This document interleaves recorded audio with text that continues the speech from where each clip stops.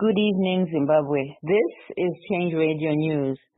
Today is Thursday, the 20th of June, 2024. The news read by Divine Nambira. Stories making the headlines. President Chamisa remains the beacon of hope for change in Zimbabwe. Senator Timba and 79 others to spend another night in prison. South Africa court bars minister from terminating ZEP permits.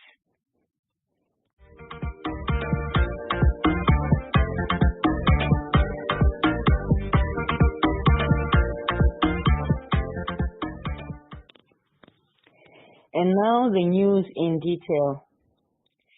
Despite the persecution and political fraud committed by ZANU-PF using an imposter Secretary General, the majority of Zimbabweans recognize President Nelson Chamisa as the beacon of hope. After a press conference yesterday by those who worked with ZANU-PF and Chabangu to recall President Chamisa's preferred candidates, citizens across the country have expressed their allegiance to President Nelson Chamisa. They say that those leading the splits in CCC are the same people who betrayed President Tsvangirai. For a comment on this, Change Radio spoke to the former MP for Masvingo Central, Honorable Chitando. This is what he said. It seems the history is repeating itself here. Welshman Mule tried it, and it failed dismally.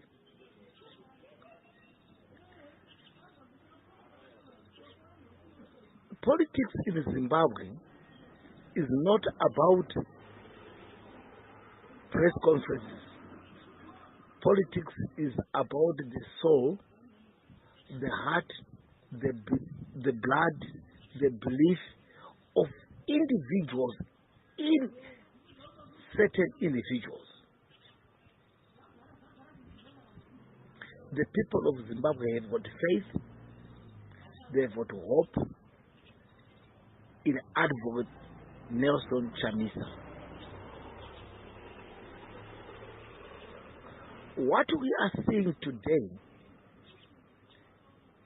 with a group of certain individuals aligning them to Welshman Mule is not about ideology, it's not about differences, but it is about greediness.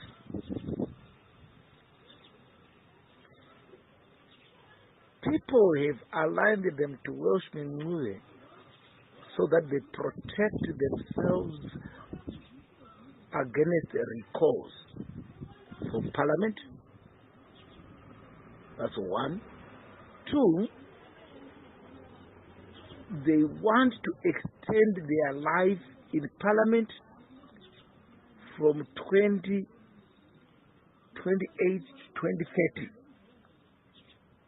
by approving Mnangagwa's term to end in 2030.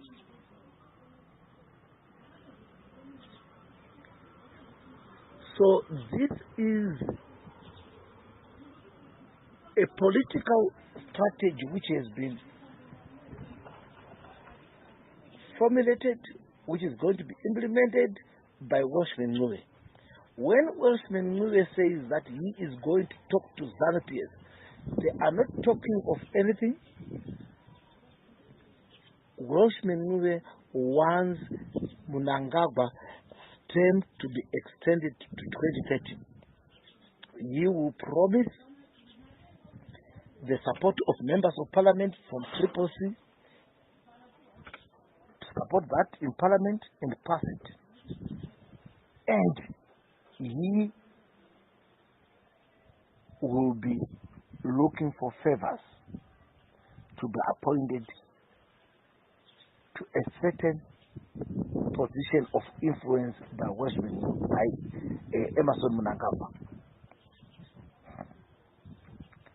In doing all this, the people of Zimbabwe understand that their leader is Advocate Nelson Chamisa. So they will never be shaken, they will never be moved, they will never be diverted from the aims and objectives of achieving a great new Zimbabwe under the able leadership of President Nelson Chamisa. Senator Jameson Timber and 79 youth members were back in court today. His son Sean, who is also a minor, was released on bail in the afternoon. Let's hear more from our reporter, Wejira Munya. Today, Senator Timber and 78 others who support President Nelson Chamisa appeared before Harare Magistrate here at Rotondro Court. The 79 were arrested on Sunday on the allegation that they were holding an illegal meeting at Honorable Johnson Timber's house. They were celebrating the Youth Day. Today, the investigating police officer Panganai Gwati left the stand citing that he could no longer continue giving an oral evidence against the accused person because his pregnant wife has been hospitalized. Therefore, he was running to see and attend to his wife. This has become the norm of the police officers in order to persecute the opposition party members. Therefore, the magistrate allowed Mugwati to leave the witnessing stand and has put the court tomorrow at 11 a.m. What surprised most people today that among the people who came to court were people who have been brutally assaulted by police, some with broken legs, some with injured faces, some could not walk. This is police brutality at its highest level. On the other issue, the Senator Jameson Timber's son, he has been released on bail. He was given $100 United States bail or RTGS equivalent. Reporting for Change Radio here in Harare, Wejira Munya. The Constitutional Court of South Africa yesterday dismissed an application by the Minister of Home Affairs, Aaron Motsoaledi, to terminate the Zimbabwe Exemption Permits, ZEP. Our South African correspondent, Jivas Mapasus, filed this report. The Constitutional Court of South Africa yesterday dismissed an application by the Minister of Home Affairs, Aaron Motsoaledi, to terminate the Zimbabwe Exemption Permits. In June last year, the Pretoria High Court ruled that the termination of the Zimbabwe Exemption Permits had been unlawful and unconstitutional. The High Court ruling ordered the minister to reconsider the termination of the program and follow a fair, lawful and consultative process. Motsoaledi appealed the ruling, but it was dismissed by the Supreme Court of Appeal on the grounds it had no prospects of success. The minister later took the matter to the Constitutional Court, seeking leave to appeal against the June 2023 judgment of the Pretoria High Court. The Helen Suzman Foundation, a non-governmental organization, opposed the application by the minister. In a statement issued yesterday, the Helen Suzman Foundation confirmed the dismissal of Motsoaledi's appeal by the Constitutional Court because the Zimbabwe Exemption Permits had been unlawfully terminated. The June 2023 judgment says that the minister is obliged to follow a fair consultation process, which duly considers the rights of those affected by terminating the ZEP before he be lawfully allowed to do so. It is a vital affirmation for the Zimbabwe Exemption Permit holders and South African citizens alike to conduct a fair hearing in a constitutional democracy. However, legal battles between Motsoaledi and the Helen Suzman Foundation have turned the lives of nearly 200,000 Zimbabwe Exemption Permit holders living and working in South Africa into a living hell. Reporting for Change Radio in South Africa, I am Jevas Mapasus. In an ongoing program to review citizens, MPs and councillors, our reporter Kokelani Shame spoke to residents of Ward 30 of Glenview, Harare. The citizens testified that Councillor Charles Chidagu is working very hard to ensure service delivery in the wards, Glenview District, and Harare as a whole. Let's hear the testimonies given by the residents. Good morning. I'm Charles Chidagu, Ward 30 Councillor, and Ward 30 covers Glenview 8, part of Glenview 3, Budiriro 3 as a whole, and part of Budiriro 1. Budiriro 3 is no tower lights at all, and the sighting and marking of the tower lights was done. So out of the 10 tower lights that were supposed to that are supposed to be erected in Budiriro 3, I will make sure that 3 of them should be complete before December this year. Then the other 7 next year. Then Budiriro 3 is no government or a council primary school or a secondary school. Then my plans and efforts are to put a primary school at Shimbumu grounds so that the children of Budiriro 3 can have a school at their near house or houses. Then dump clearance and refuse collection, we are almost we are doing not as expected, but we are almost there. And the water situation in Budiriro 3 and Budiriro 1 should improve during my term as a councillor. Thank you. In reviewing how councils are working today, we spoke to Councillor Raymond Jacopo of Ward 38 Kuadzana, who outlined the need for the government and city council to resolve the issue of waste removal. Speaking to our news reporter Vaneldo Mutubuka, he also emphasized the need for the authorities to address the issue of drug abuse. Let's hear him speaking. Hello, makadi ku Muri Zimbabwe. Zita rangu ndinonzi Councillor Raymond Jacopo, ndinomiririra nharaunda yekuwadzana Ward 38 muHarare. Ndiri councillor kunzvimbo iyoyo, so tinewo matambudziko akawanda atiri kusangana nawo senharaunda. Zvikuru sei nyaya dzekuabhuswa, dzekutorwa kwezvinodhaka nevechidiki, inyaya dziri kutishungurudza zvakanyanya senharaunda. Uyewo nyaya dzezvirwere zvakawanda zviri kuuya, kunoti maflu iwaya, kuzotiwo makolera, zviri kukonzerwa nekusabatwa zvakanaka kwematambudziko akafanana nekutakurwa kwemarara, kugadzirwa kwemaseweji, mvura inoenda apo neapo zvisina kufanira. Zvinhu izvozvo zviri kutishungurudza senharaunda. Seguta reHarare, we are trying hard kuti tizame kufighta, but our biggest challenge also inotangira kueconomy. Hatina zvikwanisiro zvakanyanya, zvikuru sei mota dzekutakura marara kuti nharaunda yedu ichene, vanhu vasaafektwe nezvirwere zvematoilets, uyezve vanoita mabasa ekuonekwa ekutakura kwemarara nemvura. Mishonga yacho iwanikwewo, mvura yetriti, vanhu vasashota mvura pese pese zviri unnecessarily. Marara akatakura nzvimbo igare yakachena almost every day. Madrain edu acleaniwe kuitira kuti marodzi edu asanyanye kufa nekuda kwekuti mvura iyo inofamba inenge yangofamba nepese. Kana madrain asina kucleanwa, marodzi anenge ane challenge yekuti mvura inongofamba ichiuraya marodzi because inenge ichifamba nemurodhi.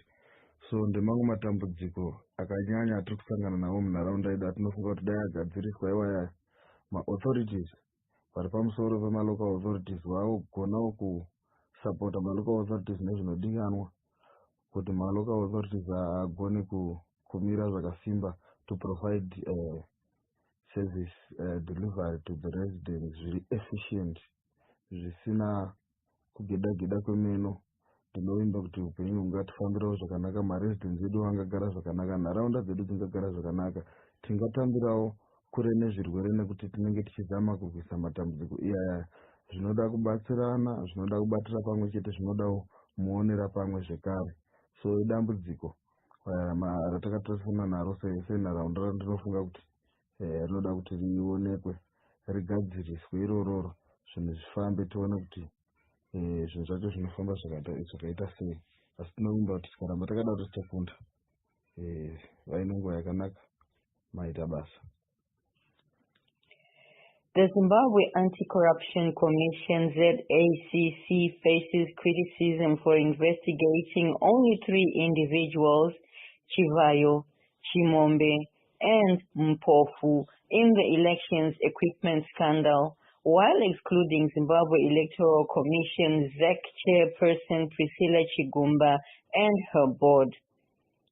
The scandal involves the sale of an HP server to ZEC for $1.2 million, significantly higher than its market value of $5,700, sparking concerns about ZEC's impartiality and independence. Many demand a thorough investigation, including all implicated parties, to ensure accountability and justice. The selective investigation raises doubts about ZEC's credibility and effectiveness in tackling corruption, prompting calls for a comprehensive inquiry to restore public trust. However, Councillor Masunda of Epworth said that the government must work on arresting these criminals and set political prisoners free. Let's hear more from him. It is unfortunate that we live under such dictatorship that is aimed at closing any democratic space. The whole world on June 16 commemorated the massacre of students by the South African apartheid regime. That was in 1976 of those students, and Zimbabwe is no exception. Surprisingly, the police armed to the tooth had to spend citizens' resources to crush peaceful gatherings just because those people are aligned to President Nelson Chamisa. There are some criminals like Chivayo who are walking scot-free but have some corruption cases to answer. But because they are aligned to the ruling party, they are being left. Our police must stop being partisan and act professionally. They must remember that they are our servants and must not act as a militia. We condemn the violence perpetrated by the police with the contempt it deserves. And we also appeal to our former colleagues in SADC and Africa to bring their fellow comrade, Emmerson Mnangagwa, to order. He rigged the elections and SADC confirmed. We kept quiet and waited for SADC. Now, we are just commemorating June 16 massacre. And you saw what happened. And even some of our comrades who went to court in solidarity with the arrested comrades had to suffer violence again at the hands of the same regime. Now we don't understand whether the police are acting professionally or they are now a wing of the ruling party. Additionally, early this year, a questionable organization named as the Mutapa Fund was formed. Critics alleged that this organization can be used to cover up for corruption and money laundering, among other possible crimes committed by the ruling party, ZANU-PF. Today, the Mutare Central Member of Parliament, Honorable Brian James, said it is important that the authorities give the public more information on how the Mutapa Fund was formed and how it is operated. Let's hear more from him. Okay, you've asked me to comment on the cadastral system that is being discussed in Parliament at the moment. I think in principle the system itself is commendable. It's basically a detailed database of the agricultural land and production and mining production. But it has to be holistic. It has to take up every corner of the country. And at the moment we have 60-odd entities that are hidden under the Mutapa Fund. and one must ask whether this system will be all-embracing and to include those. One would presume that the system, once it's up and running, is open to the public. So again, the question is, will it include the entities that are hidden in the Motapa Fund? Thank you. Zimbabwe Cricket has appointed Justin Summons as the new head coach of the Chevrons, replacing Dave Hutton, who resigned after the team failed to qualify for the 2024 T20 World Cup. Summons, formerly a battling consultant for South Africa's senior men's team, will be assisted by former Zimbabwe internationals Dion Ibrahim. His first assignment is a 5-match T20I series against India next month. Additionally, former Zimbabwe international Elton Chigumbura has been named head coach of the Zimbabwe men's under-19 team, succeeding Prosper Utseya. On the health front, upper respiratory illnesses are spreading in Zimbabwe this winter. Besides the common cold, there is also COVID-19.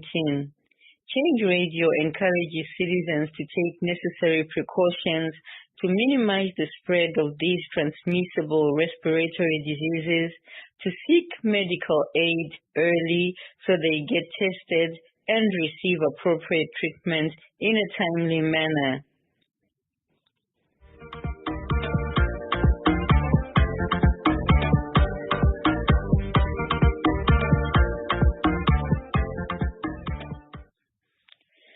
To end this bulletin, here are the headlines once again. President Chamisa remains the beacon of hope for change in Zimbabwe. Senator Timber and 79 others to spend another night in prison. South Africa court bars minister from terminating ZEP permits. From myself, Divine Nambira, and the entire team at Change Radio, we wish you an absolutely blessed night.